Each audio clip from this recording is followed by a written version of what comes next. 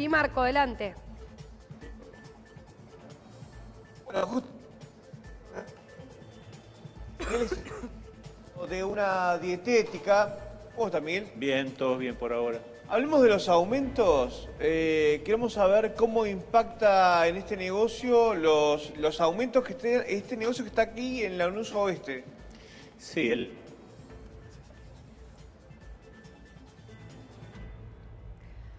Bueno, tenemos ciertas dificultades en la comunicación. Ahí vamos a ver si podemos retomar el contacto.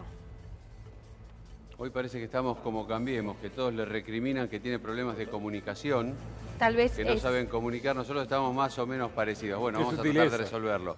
En vivo y en directo estamos desde Avellaneda, comunicados con Marco Bustamante, nuestro compañero, que está preguntándole a los comerciantes cuál es la relación ingresos-costos. Es decir, los alquileres se llevan la mayor parte de los gastos en general. Y le sumamos las tarifas de los servicios públicos, por supuesto. Bien.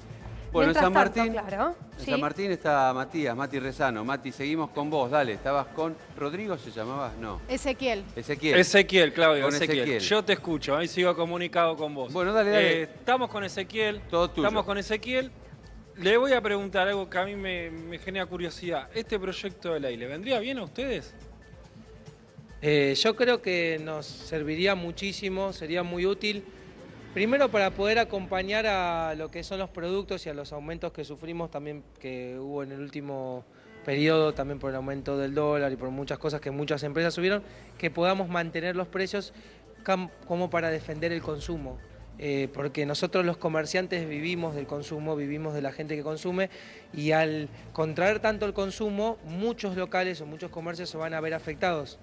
Entonces, al tirar las tarifas de vuelta a lo que eran en el año anterior, en el 2017, lo que nos da la posibilidad de mantener los precios un poquito más acorde al bolsillo del consumidor, que hoy por hoy no tiene un aumento tan desproporcionado del sueldo como el aumento de los servicios y el aumento de los impuestos, y que podamos acompañar a un alivio de que el consumo se pueda seguir generando como venía generándose hasta hace muy poco, o sea, que la gente pueda seguir comprando y consumiendo y pueda seguir manteniendo los comercios y el mercado como correspondía antes, y no tener que ir a comprar algo abusivamente con un precio que no lo pueda pagar.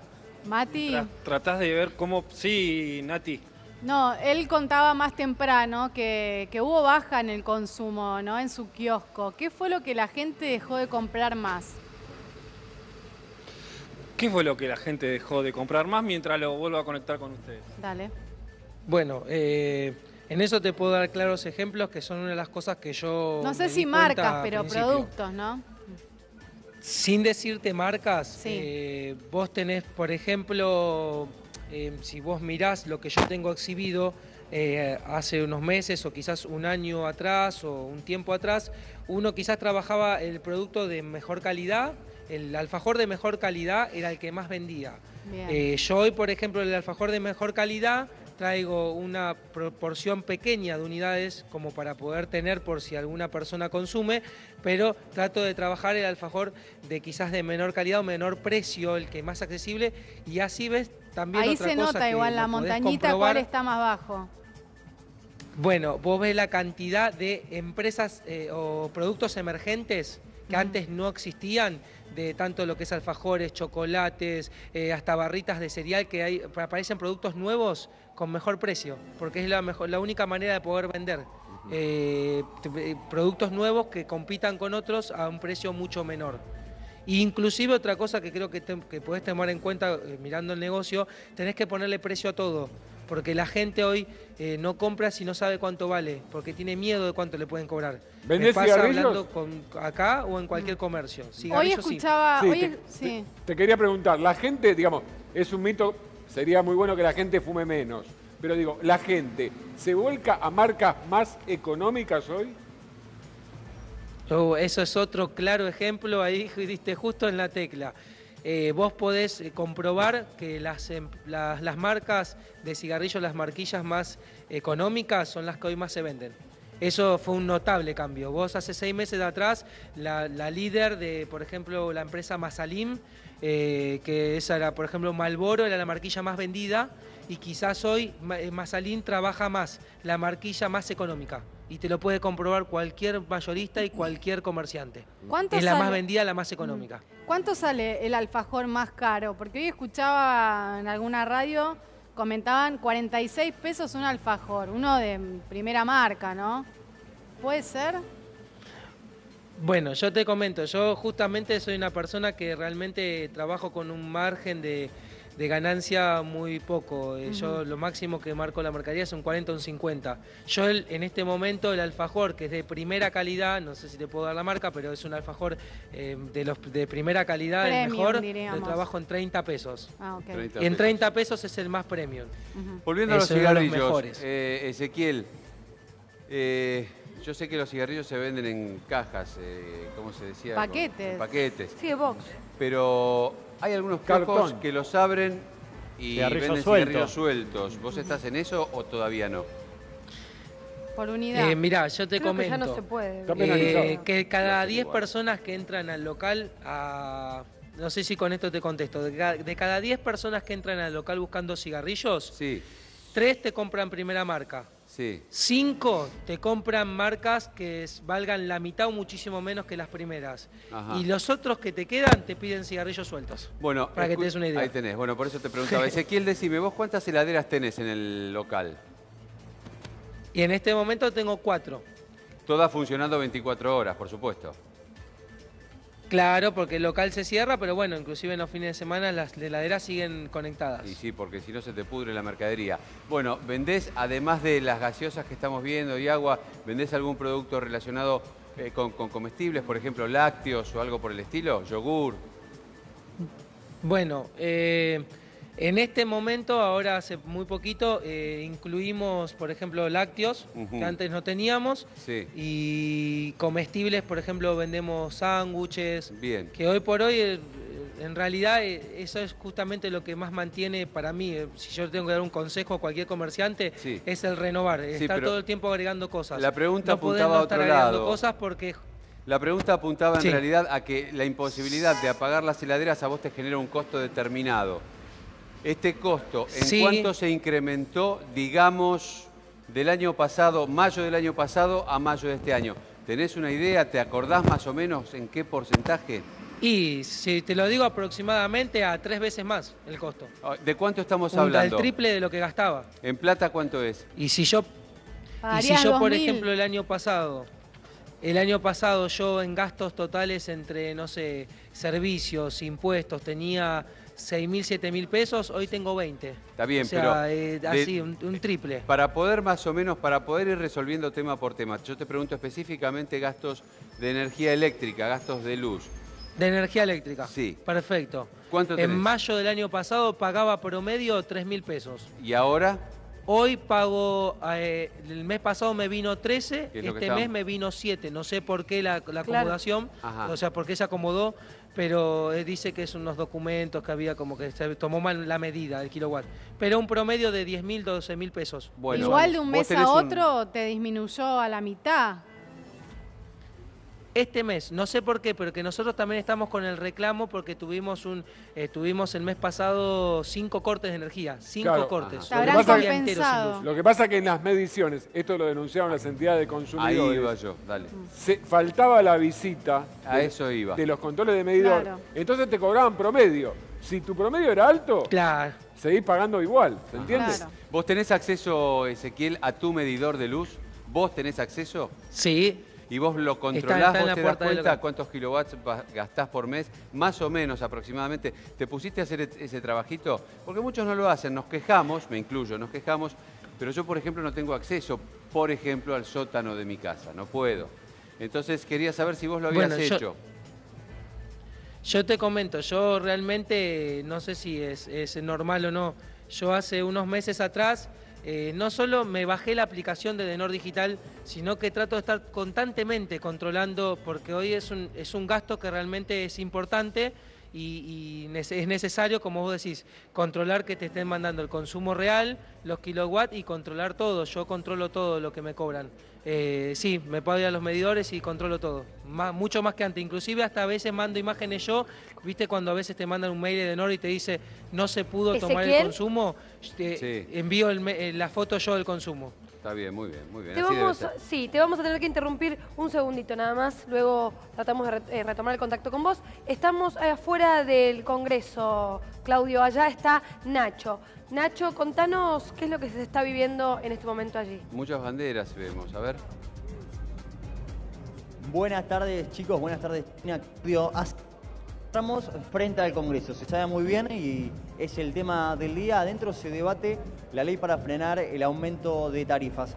Aquí afuera, movimientos sociales se han congregado en uno de los espacios, pero también hay que decirle esto a las personas que tienen que circular por aquí, por la zona de Congreso, que sobre la avenida Rivadavia, es decir, viniendo desde Entre Ríos e Irigoyen, tiene 3 carriles habilitados. Podemos ver que la agrupación de La Cámpora y también el movimiento Evita se manifiestan de los carriles que quedan frente al Congreso de la República. Esto, por un lado, por el lado de Entre Ríos e Irigoyen. Del otro lado se han acercado movimientos de izquierda, movimientos sociales, también que han venido desde el Obelisco hacia este sector. El tránsito en estos momentos es un caos, pero sí que los movimientos que han llegado hasta aquí se manifiestan de manera tranquila, más que cortar 2 de los carriles no ha pasado. También estamos todos un poco a la espera de lo que suceda adentro del recinto. Sabemos que la ley sigue en tratamiento en la Cámara Alta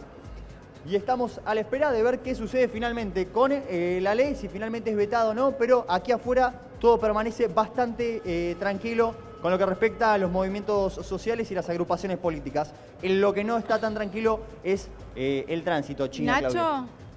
¿qué Claro, cartes? me imagino, el regreso a casa, ¿no? Sí, yo hoy estuve ahí por la zona y la verdad que era caótico trasladarse, primero porque estaba cortado sobre la calle Irigoyen, ¿no? Que ahí pasan muchos colectivos y también había limitaciones sobre la fachada del Congreso, es la calle Callao. ¿Es así, Nacho? ¿Todavía sigue cortada toda la zona? Así es, todo lo que es las 2 manzanas que están a continuación, digamos, del Congreso, en estos momentos es difícil circular, está muy complicado, realmente hay un caos de tránsito. Lo que es el sector de Irigoyen, digamos, la circulación desde el norte, digamos, como para el sur, es muy complicada. Las agrupaciones ya han cortado, se han movido, se están trasladando un poco para cortar lo que es la circulación y también lo que buscan quienes están apostados sobre este lado del Congreso, a la izquierda del Congreso, es cortar todas las vías posibles para que de alguna manera se magnifique esta protesta en contra de las tarifas y los autos de a poco empiezan a circular, pasan muy cerca de los manifestantes y también han generado caos, insultos, gritos a lo largo de toda la tarde. Bien, Nacho. Eso por este sector. Por el otro sector lo que está... Sí, China, te escucho. Interrumpimos un segundito porque tenemos a Rochi, que nos puede brindar toda la información de los accesos para ver cómo regresar del trabajo a nuestras casas. Rochi, ¿nos escuchás? Sumando información, como siempre. ¿Qué tal, Rochi? Yo estoy aquí. Desde la Estación del Tiempo hay un corte total de la calzada circular de la Plaza de los Dos Congresos entre Rivadavia e Hipólito Yrigoyen y las demoras en ambos sentidos. En la avenida 9 de Julio continúan. Los cortes entonces en las inmediaciones del Congreso son muchísimos. Mirá, total en Rivadavia y Callao, parcial de Entre Ríos e Hipólito Yrigoyen, total de Hipólito Yrigoyen y Combate de los Pozos. Así que la realidad es que está bastante complicado. Ya hay agentes de tránsito en la zona que realizan un desvío en Avenida de Mayo y Lima para quienes están con el auto por esa zona, pero si tenés la posibilidad de no emprender la vuelta a casa y tomar la parte de Congreso, mejor. Bueno. Bien, Rochi, muy claro. Bueno, hay que evitar entonces los lugares de la zona, complicados los accesos para regresar a casa, evitar la zona del Congreso. Vamos a tratar de retomar el contacto con Marco Bustamante, que estaba averiguando cómo está la situación para los comerciantes. Marco, ¿me escuchás? Ahora sí, ¿vos me escuchás a mí? Perfecto, mejor que nunca. Estás en Flores, ¿verdad? Vamos, buenísimo. Estamos en Lanús Oeste, estamos con Miguel. Miguel tiene una dietética y le vamos a preguntar sobre cómo impactar los impuestos en su vida diaria como comerciante. Bueno, buenas noches. Las tarifas, muchísimo. Energía eléctrica, por ejemplo, de 300 pesos, 1.500 por mes. Gas en el negocio no tengo.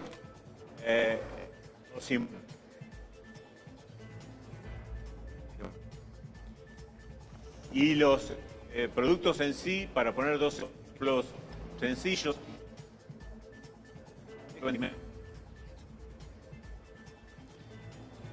Bueno, 18:15, la verdad es que lo entiendo cada día más a Chiche Helblum cuando se enoja con respecto a los problemas de comunicación. No podemos, Marco, no sé si vos me estás escuchando, pero no podemos establecer el contacto. Supongo que lo tendremos que solucionar de una vez por todas y en serio el tema, ¿no? Lo cierto es que estamos tratando de ubicar aquellos lugares donde se pueda manifestar esto que estábamos recién mencionando, ¿no es cierto? Que se paga más de tarifa de servicios públicos que del propio alquiler de la tienda. Volvemos al recinto del Congreso, a ver. Lo que tiene nuestra provincia con respecto a lo que hoy estamos debatiendo, vamos a estar acompañando el proyecto que ha venido de la Cámara de Diputados. Lo hemos dicho en más de una oportunidad, no es un proyecto bueno en líneas generales, pero es un proyecto que de alguna manera encamina algunas soluciones o por lo menos da alguna señal de carácter político para poner paños fríos a una situación que es insostenible. Es un proyecto que tiene condiciones virtuosas. El hecho de declarar la emergencia me parece que nos da pie a discutir algo que es sumamente importante y que es el meollo de la cuestión, la política energética. Cosa que si discutimos política tarifaria sin discutir política energética es muy difícil que podamos arribar a una conclusión certera de cuáles son los verdaderos costos que tiene la tarifa, ya sea de gas, de la energía eléctrica o de cualquier otro servicio público que hoy estamos debatiendo en el día de hoy. Por lo tanto, nosotros vamos a insistir, en principio, en reivindicar la política, porque alguien ha dicho por allí, cuando escuchó que esto es un mensaje político, como degradando la política, diciendo que lo que solamente buscamos acá es un posicionamiento político. Sí que buscamos un posicionamiento político, porque la construcción de una política energética es profundamente ideológica, y esto solamente se discute en un marco político, y nosotros representamos la política y la vamos a seguir reivindicando. No implica esto que tener un posicionamiento político de desconocer lo que técnicamente tenemos que trabajar en favor de la gente, bajo ningún punto de vista. Y en este aspecto, en ese posicionamiento político, que en definitiva, señor presidente, es un mensaje al Ejecutivo Nacional para que reflexione, para que diga al presidente, tenemos que parar esta situación, detenernos, los que menos tienen son hoy los que más sufren en la República Argentina. Es un llamado de atención. Es una ducha fría que es necesaria, que tiene que llevar adelante el Ejecutivo Nacional, su gabinete y aquellos que fundamentalmente direccionan la política energética en la República Argentina. Las distorsiones se dan, como ya lo explicó el senador Mayans, desde el mismo momento en que sancionamos el presupuesto nacional. Me está pidiendo el senador Alperovich una interrupción. la interrupción, senador? Sí, pero con gusto. Senador Alperovich. Y le pido disculpa. No, quería, la verdad que me expresé mal y quería cambiar. Lo que quise decir es que nadie quiere que le vaya mal al presidente. Perdón, pero no quería dejar pasar por eso. Gracias. Tomado en cuenta, senador Alperovich, continúe, senador Lenzó. Bien, gracias. Sí, obviamente entendimos que se trató tal vez de un fallido. Nosotros estamos detenidos en lo que significa discutir política tarifaria sin que podamos discutir política energética. Yo voy a remitirme a algunos datos que me parece que son muy ilustrativos de lo que hoy estamos hablando. Recién decía y reivindicaba la exposición del senador Mayans cuando hacía referencia que la distorsión se da a partir del presupuesto que aprobamos, que 24 horas después fue totalmente distorsionado a partir de las correcciones que hizo el Gobierno Nacional. A esto hay que sumarle, a partir de allí fijamos pautas para el desarrollo del presupuesto. A partir de allí luego vino la devaluación, con tarifas consensuadas en ese marco presupuestario a un valor de $19, a 19 pesos el dólar.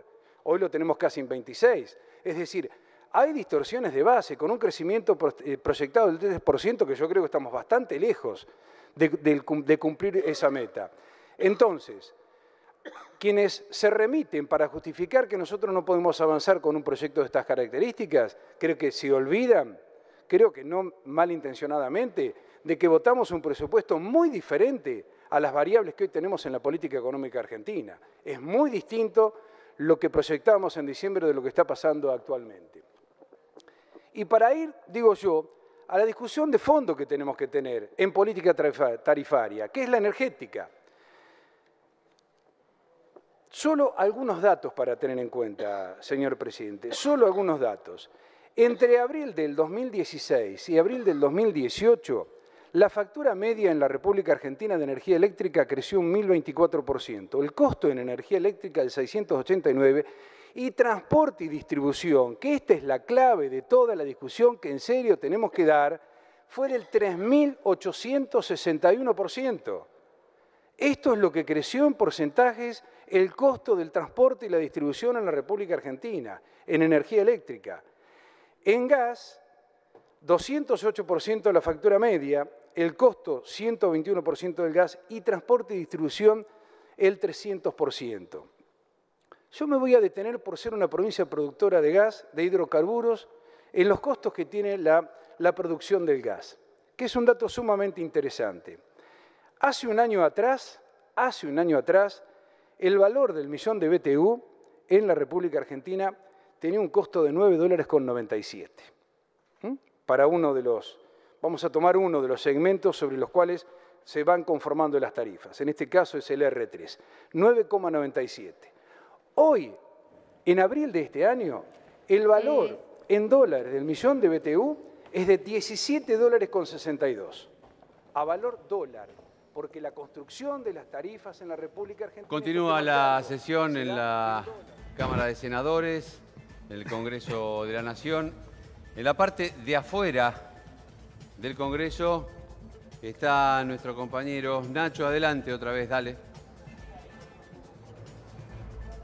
Claudio, así es, continuamos enfrente del Congreso y ahora vemos que los manifestantes del Movimiento Evita y de la Cámpora han decidido cortar todos los carriles de la avenida Rivadavia, sector norte, digamos, la que va para el norte, para Avenida Libertador, para la calle Corrientes, para que la gente se ubique.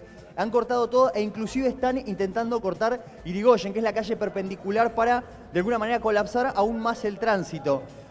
Por esta parte, eso es lo que tenemos. Del otro lado hay más movimientos, desde el movimiento que reclama por la donación voluntaria de órganos, quienes también se encuentran aquí, que venían marchando desde el obelisco para transformar este sector, el sector del Congreso, en el barrio de San Nicolás, Balvanera, en un verdadero caos de tránsito. Vemos muy poca circulación de vehículos, muchas bocinas. Los agentes de tránsito de la ciudad no dan abasto ante tanto movimiento, porque esto todo cambia minuto a minuto. Deciden moverse en función de copar y ganarle un poquito más de lugar a la calle y mostrar de alguna manera esto que vinieron a reclamar, que es la marcha atrás por parte del oficialismo con respecto al tema del aumento de tarifas. Un verdadero caos, Claudio. Sí, la verdad es que estamos viendo... Te quería hacer una pregunta, Nacho. Vemos que hay presencia policial. No sé si son muchos o pocos, pero los que hay, ¿tienen armas? Cuando recién llegamos para la zona, Claudio, veíamos un operativo, un despliegue policial de la ciudad, veíamos a miembros efectivos policiales fuertemente armados, pero de a poco se ha diluido esa suerte de operativo. Están del otro lado, de donde nosotros tenemos la cámara, de ese lado es donde están reteniendo, más que nada para ayudar a los agentes de tránsito a que no haya mayores disturbios, porque han habido caras largas, han habido bocinazos, entonces para evitar de alguna manera que conductores y manifestantes tengan un tenso cruce, han venido los efectivos y están en ese sector. No hemos visto también mayor despliegue en lo que es el sector de la plaza de los congresos. Eso es verdad y eso también hay que decirlo, no ha habido muchos movimientos, porque de este lado está el caos, donde lo que ustedes pueden observar frente a cámaras. Más claro. Para el sector de la 9 de julio, yendo para Avenida de Mayo, ahí vemos escenarios con personas que están con altoparlantes hablando del tema. Nacho, perdóname, volvemos al recinto. Que establece la rebaja de las tarifas, digamos, de los servicios públicos y que llegó acá al Senado después que la votamos en diputados. Bueno, estoy muy interesado en que esa ley salga como está toda la oposición y vine a ver la postura diversa de los senadores. ¿Confían que se apruebe tal como vino de diputados, que ustedes le dieron mera sanción? Sí, es lo que queremos, porque eso haría que la ley, que fuera ley prácticamente hoy. Por supuesto que estamos al tanto de que puede haber un veto. Me adelanto a lo que me quieren preguntar. Pero el tema es el siguiente, cada uno debe cumplir con su responsabilidad. La responsabilidad nuestra es defender a la gente en la medida que lo podamos hacer, y la agresión que hay al bolsillo de la gente, a la calidad de vida de la gente con el nivel de estas tarifas es enorme. Esto no es gradualismo, esto es shock. La gente lo vive como shock y es shock. La cantidad de plata que han ganado las empresas, que tienen un mercado cautivo, porque no podemos ir a tomar la energía de otro lado, ¿no es cierto?, o pagar el gas a otra empresa, y lo mismo con el agua, es enorme. En el 2018 han ganado más de 10.000 millones de pesos, la suma de, supónganse, unas 10 o 11 empresas, no recuerdo la cifra exacta, que concentran enormemente el tema. Así que acá hay grandes ganadores que ganaron en balance, es decir, tienen la rentabilidad del año pasado y además le subieron las acciones, con lo cual subieron el precio de su empresa, de su patrimonio. Y hay que pensar en eso, son millones que están jorobados contra unos pocos que ganaron mucho. El gobierno defiende a esos pocos. El gobierno dice que es inconstitucional. ¿Cuál es la explicación que se tiene cuando el gobierno dice es aumento de tarifas o déficit que no se puede aguantar? Yo le voy a decir cuál es la explicación. Mire, si hoy se bajaran las tarifas y el presidente no las vetara, lo que se bajaría es la ganancia de las empresas. ¿Estamos de acuerdo? Hay un nivel al que pueden bajar las ganancias y, digamos, no queremos darle pérdida a las empresas, pero bajarían las ganancias. Ahora bien, si el gobierno sale corriendo a pagar la diferencia, lo que nosotros bajamos, y pagárselo a las empresas, entonces sí se puede hablar de un déficit alto. Pero acá hay que preguntarle al gobierno por qué tanta desesperación por defender la ganancia enorme de un grupo tan chico de empresas. ¿Van a provocar más déficit por eso? Es decir, ¿van a salir corriendo a subsidiar a las empresas si nosotros bajamos el precio? Esa es la mentira del costo fiscal. No es un costo de los impuestos, es el costo que ellos mismos se provocarían, los miembros del gobierno, yendo a subsidiar, darle a las empresas todo lo que nosotros le bajemos. ¿Usted está diciendo que está beneficiando a las empresas? En caso de modificaciones, ¿se traduce esto a un retroceso para que gane más tiempo el gobierno? Puede haber modificaciones, yo espero que no. Pero vendrá acá y acá vamos a opinar igual. Esa mentira que usted dice desde el gobierno, ¿también opina lo mismo en cuanto desde el oficialismo dicen que el proyecto que ustedes dieron media sanción era un mamarracho por cómo estaba confeccionado y por esto del déficit fiscal? No, cuando las cosas son, digamos, tienen muchos votos, se produce una unidad y van en consonancia con lo que la gente quiere, es muy fácil decir la palabra mamarracho. A mí me parece que un mamarracho es el cronograma tarifario del gobierno. Eso es un mamarracho porque no ha medido lo que ha significado para las familias, para las pymes, para los comercios, etcétera. Ahora dicen que es inconstitucional. En cuanto a que el proyecto había sido hecho por el Frente Renovador y Argentina Federal, cuando el presidente habló de las locuras de la expresidenta. ¿También un poco le molesta eso, que los ninguneen, por decirlo de una manera? No solamente que los ninguneen, sino que se pretenda hacer de una cuestión muy concreta, que es cuánto se paga de luz, de gas, etcétera, volver a abrir la brecha, recurrir a la brecha. Me parece que es un argumento gastado y salimos a decirle, miren, el argumento es gastado porque el origen fue el Frente Renovador, se adicionó con sus opiniones, obviamente, Argentina Federal y después también con sus opiniones el Frente para la Victoria, Unidad Ciudadana. Entonces, el proyecto es conjunto, el origen fue el nuestro, el proyecto es conjunto. Lo que salimos es a romper una chicana, a mostrar que con chicana no se arregla la vida de la gente. Solá, ¿cuál es el costo fiscal? Según el gobierno habla de 115.000 millones de pesos.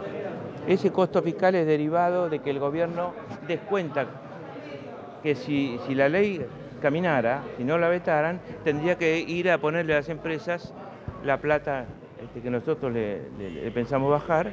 ¿Por qué? Porque no está dispuesto a que se toque la ganancia de las empresas. Esta es la verdad. Ustedes? ¿Cuánto sería según ustedes? No, nosotros manejamos un número mucho menor porque nuestro verdadero cálculo está en el costo fiscal de la reducción que implicaría en los impuestos que se cobran, nacional, el IVA y los impuestos provinciales. ¿Por qué? Porque son un porcentaje de las tarifas. Si bajamos la tarifa, baja el monto.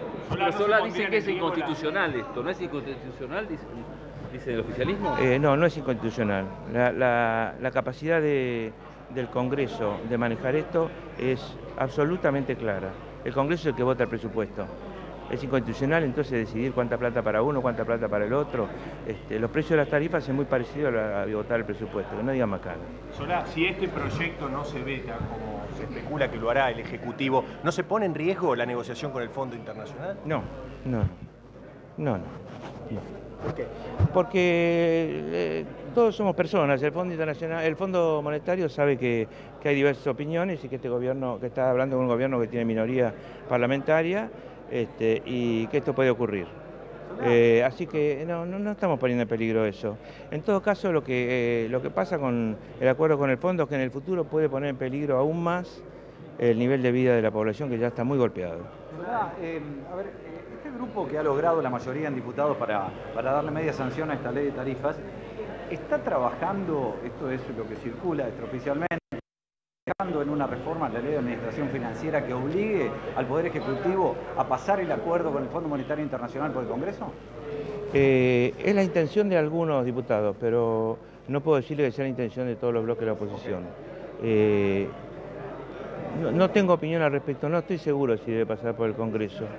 Me parece que hay que pensar en lo posible y en lo que tenga resultado rápido en el bolsillo de la gente, básicamente. Senador Pichetto, de que la reacción del gobierno y por ende del oficialismo acá en el Congreso fue tardía con respecto a estas modificaciones que quieren hacer, reducir el IVA a las tarifas residenciales y a las pymes? De entrada yo tuve una posición personal, que es esta. Reducir el IVA es reducir el ingreso fiscal del gobierno nacional y de las provincias.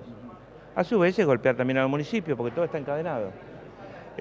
Sacarle el 6% que se cobra para los municipios, que es lo que se paga de iluminación pública, es un absurdo.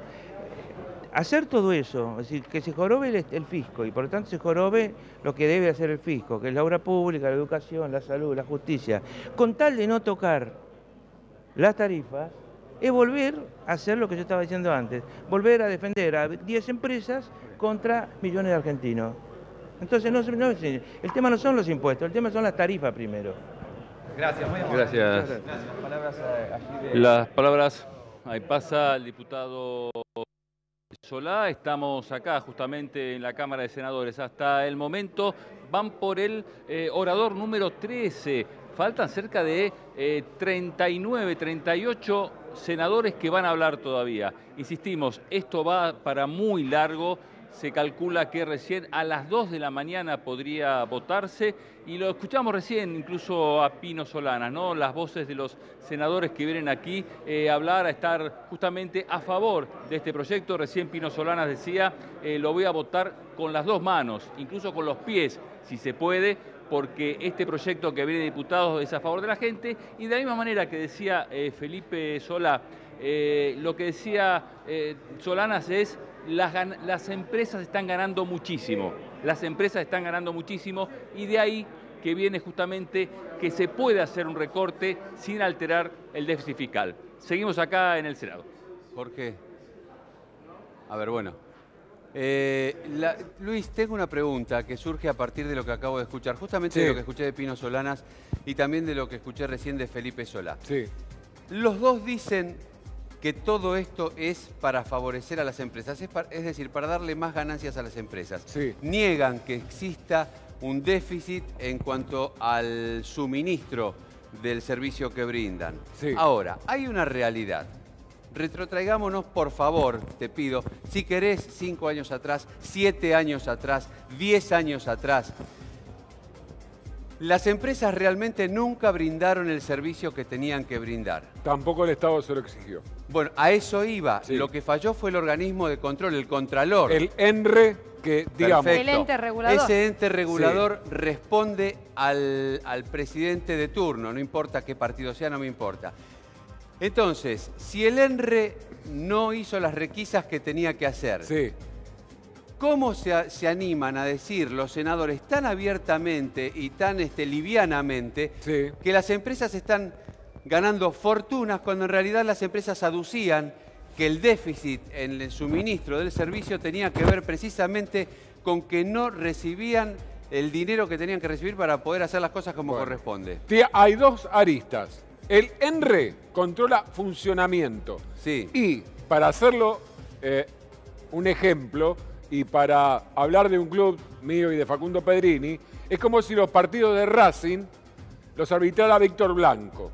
¿Por qué? En el ENRE hay predominio de funcionarios o exfuncionarios de las empresas. Sí. ¿Cuál es la otra cuota aparte? ¿El ENRE determina margen de ganancias? No. Normas de funcionamiento. Ajá. ¿La cuestión cuál es? Clubes chicos, clubes grandes. Las concesionarias de energía, te voy a dar el ingreso que tenía una de ellas a octubre del año pasado. Sí. ¿Sabés cuánto recaudaban por día? No es ganancia. Digo, ¿sabés cuánto recaudaba por día? No. 600 millones de pesos. Insisto, día. de ahí hay que descontar gastos, pago de personal, combustible, demás. Ajá. No pierden nunca. Sí. El debate está en que las empresas, Sí. ninguna concesionaria de energía, no es una ONG. Ajá. Eso decía Felipe Solá. Estoy de acuerdo, pero lo que sucede es lo siguiente, Luis. Por Sí. favor, no piense que estoy de un lado No, ni del no, otro. no, por Simplemente favor. trato de ordenar un poquito mi cabeza. A lo que voy es a lo siguiente. No he visto, desde que tengo uso de razón y desde que me doy cuenta de que se corta la luz, de que la gente de, digamos, de Edesur, fundamentalmente, etcétera, no he visto una sanción ejemplificadora a ninguna de las empresas que tienen la concesión de los servicios. ¿Esto a qué se debe? A que hay mayor personal en el directorio del ENRE de las empresas que del gobierno. Y si esto fuera así, el gobierno anterior no lo sabía y el anterior no lo sabía y este no lo sabe. Clubes grandes, clubes chicos, Claudio. Pero entonces, ¿cuál es la realidad? ¿No les alcanza la plata? ¿Qué es lo que pasa? Habría que ajustar varias clavijas, entre ellas también la económica. Bueno. Bien. Muy bien. Jornada picante, caliente, dentro del recinto y fuera también. Allí sigue nuestro compañero Nacho. Te escuchamos, Nacho. Así es, compañeros, seguimos y continuamos aquí afuera del recinto de la Plaza de los Dos Congresos, donde nos hemos acercado un poquito más a la agrupación La Cámpora, que cortó ya definitivamente el acceso por Entre Ríos, es decir, la circulación para Callao. También está cortada la avenida Hipólito Yrigoyen. En estos momentos ha frenado la circulación. Intuimos agentes de tránsito ya sobre la avenida Belgrano, en lo que es de San Cristóbal, cortando los accesos, previendo un poco esto. Todas las líneas de colectivo también buscan alternativas, vías alternativas, porque realmente se vive un caos de tránsito aquí en la zona. Día picante adentro del recinto y la jornada aquí también está con muchísimo movimiento, muchísimo tumulto, por lo menos con lo que respecta al movimiento de la Cámpora. Vemos menos circulación de autos por el funcionamiento de los agentes de la policía de la ciudad, que ahí vemos que están apostados con sus motocicletas, lo que nos preguntaban anteriormente. No hay tanto trabajo de policía de la ciudad, pero bueno, continuaremos informando. Muy bien, Nacho, muchísimas gracias. Estamos en vivo y en directo afuera y adentro del recinto. Se siguen sumando columnas. Allí vemos, las banderas rezan que son del Frente para la Victoria, los manifestantes, y están, por supuesto, esperando las palabras de su líder, Cristina Fernández. Mientras tanto, 18:37, 16 grados 9 es la temperatura actual en la ciudad de Buenos Aires. Vamos a hablar un poquito de un tema que nos compete a la mayoría de los argentinos en este momento y que tiene que ver con los alquileres. Por eso estamos con Gervasio Muñoz. Gervasio, gracias por haber venido. Muchísimas gracias. No, por favor.